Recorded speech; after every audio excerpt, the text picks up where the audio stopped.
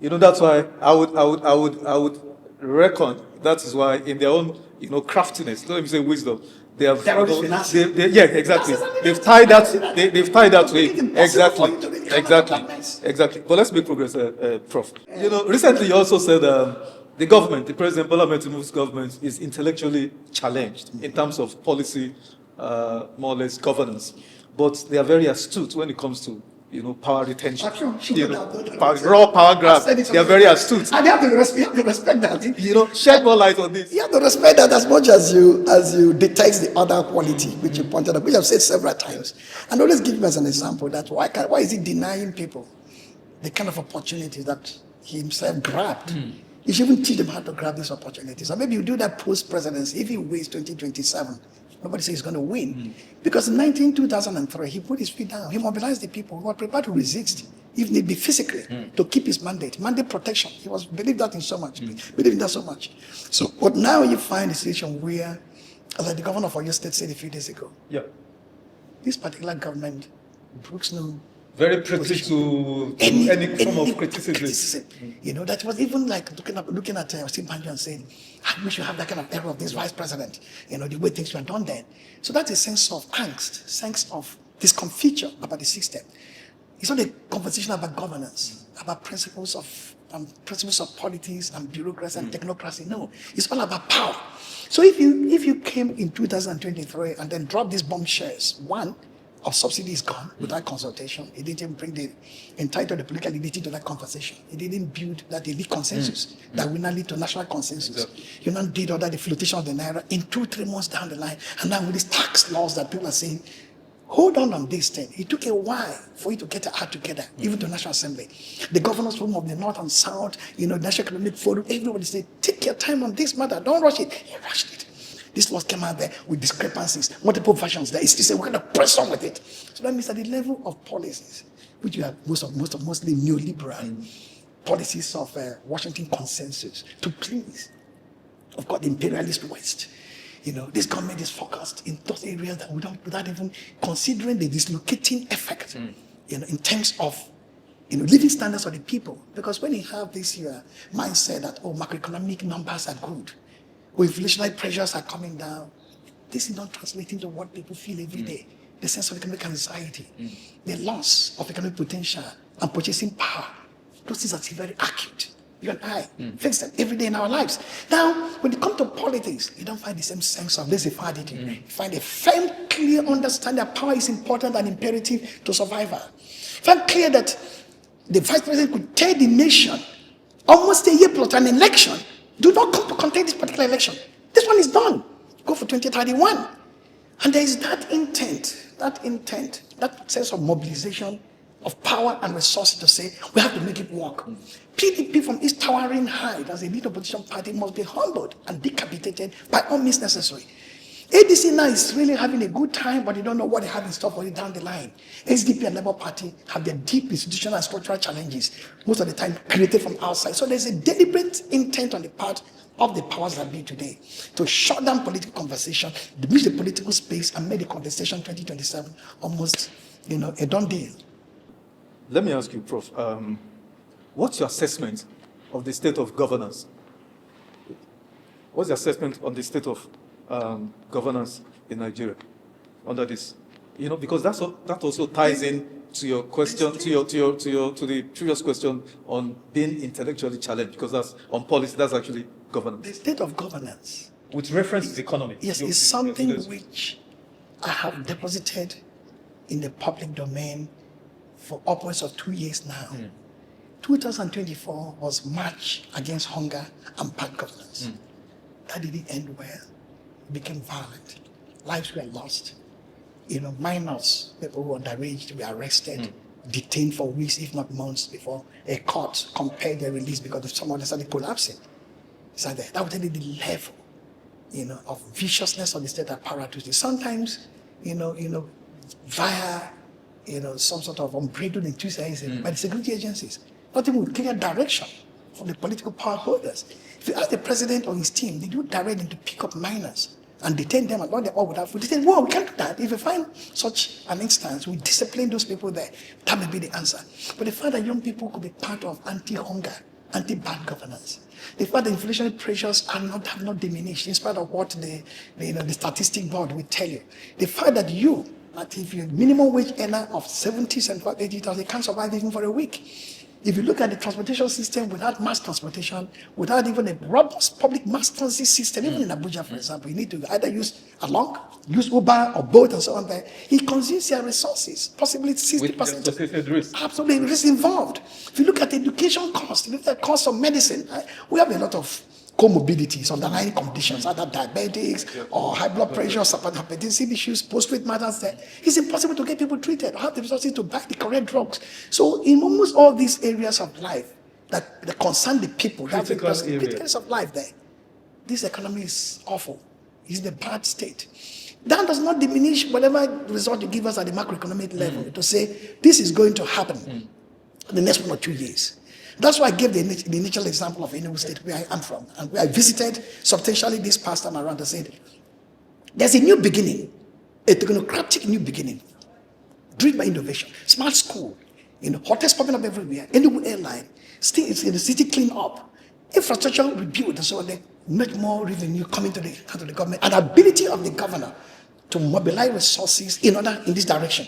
Possibly, the politics itself is powerful to say, is this platform that is new going to lead to that? Some people are saying there are some tensions between innovation, disruption, for development, and immediate pain. Are we feeling more immediate pain? Are we overtaxed? Are we paying more than? Or are the results they're going to overwhelm this immediate discomfort to say, in a year or 2 years' time, when all these things have been balanced out, this place is going to be an Eldorado? That seems to be the message the government is sending to the people, that if there's any pain or pinch now, it's temporary. Because I have to redirect, redesign, restructure the entirety of the state governance and economic apparatus in order to deliver for you and your children, your grandchildren, a better state than you could ever imagine. At the national level, are we seeing that sense of coherence? I don't think we're seeing that coherence at the national level there, as I saw in Enugu when I went there. So it is important that when the pain is on the people, there's a timeline and a timetable for the end of pain to say, we now have that in the next quarter or 2 quarters, not in terms of theoretical macroeconomic formulations or statistics, practical evidence that things are really coming down and the people are having a better life. Is there a problem with an African, not just a Nigerian now, to govern? Are we capable of self-governance? Because 65 years as Nigeria, 65 years post-independence, no schools, public schools are almost practically non-existent. We still lack power access. How do you industrialize without power? How? Healthcare, just like you said. Even not just healthcare, because that's broad. Primary healthcare. And then infrastructure like roads, transportation, and the list goes on. If we are still having these basic challenges, 65 years, is there a problem with us self-governing ourselves? I think democracy has 2 attributes: universal, prerequisites, or values or conditions, and then local or indigenous requirements. We've only focused on one: the importation of presidential system under the agency of liberal democracy, a liberal democratic model. We tried in '99. It didn't work for 4 years. We are trying again for 26 years. In terms of endurance, it has endured. Survival maybe survived. In terms of its manifestation, the product, what are we practically dividends of doing? democracy. Democracy is not working. The first 6 years was under the parliamentary system of government we took from the British.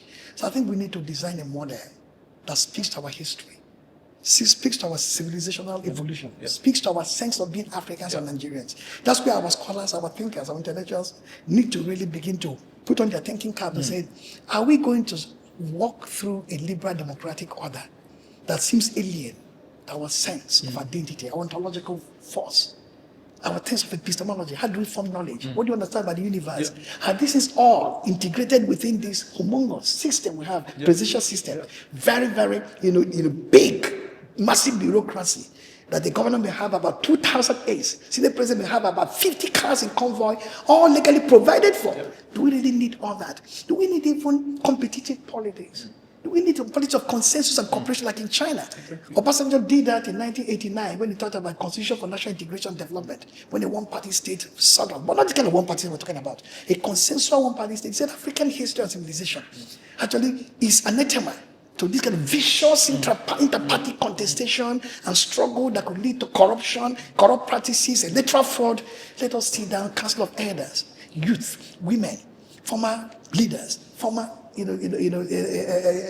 chief of the Supreme Court, the chief of the Supreme Court, etc. Let's have some framework where everybody has a role to play, but everybody's working in one direction. That could be a model. People are now thinking that this is a think liberal democratic moment in Africa. It does not yield any kind of result, practical result people expect it to yield. That's one way to look at it. Because to go outside this frame, we spend a lot of time in breaking down all the different domains of space or the parts of liberal democracy that will take us outside this conversation. And you did very well. You summarized it. You predicted that the APC might weaken, as we move towards 2027 general elections due to its own internal, struggles and all of that. Opacity. Exactly. Where do you see the cracks? Where do you see the possible cracks coming from? Flatulence. You know what I mean? When you overeat. Overfed. You overfed, you become flatulent. You're gorging so many things. Gobbling up APC, the ADC, the PDP, everywhere. So at the time, PDP did it. When former President Jonathan contested the election, for re-election in 2015, PDP was, maybe I'm sure, had 28 governors or thereabout, and a massive number in national state assemblies. He didn't win. So by the time he finished the primary, that's why parties wait for the big one to do the primary. If INEC has a window of 2 months or 1 month to finish a primary in a certain direction, maybe governorship, you discover that people wait for APC to put on their primary first. They do it there. There are about 15 people per state who want the governorship and they qualified. Former governors, sitting governors, former senators, service senators there. Only one will emerge. The other 15 are not going to wait. They will not wait for anybody to tell them 2031, 2035. Which other party is next in line? PDP has survived these legal challenges. The ADC is looking the shadow there. So let us go there. By the time we now have the cast of characters going to contest the presidency, the Senate, the reps, the governorship, it will be balanced. Because there will be massive movement, entry and re-entry, and escape from the major parties to other ones there. So at the end of the day, everything now balances out. So sorry, Vice President Shetima, I ain't going to get a one-party state. I'm going to get contested against Tinubu, our sitting president, and we don't know what the outcome will be. What's the future of Nigeria as well? The future of Nigeria is not something which we can... Some are saying Nigeria should go back to parliamentary regional system. It's not something we can reasonably handle within the time left for us there. The country's future is a product of the willingness of the people constitute this space, just geopolitical space, how to deal with it. Yeah. If you have leadership that is completely absent from the frame of the people's imagination and consciousness, or in alert to the basic conditions of existence, the future is not very guaranteed. I don't know when that will happen. Maybe 10 years, maybe 200 years. We have a government that is deliberate in its choice and intention in improving the life of the people. Human development index, human security, human infrastructure built up, then the future becomes very, very guaranteed. That's what one can say. But future scenario building is important. Future planning, not 10 years, 50 years, 100 years. What will the country look like? Because of education, simulating this scenario up there to have thinkers to go into the future to say, in 50 years, what will the population be? What will be the distribution, intersectional growth rate? What will be with public infrastructure? What will happen to education, health, and so on? How do you plan for that?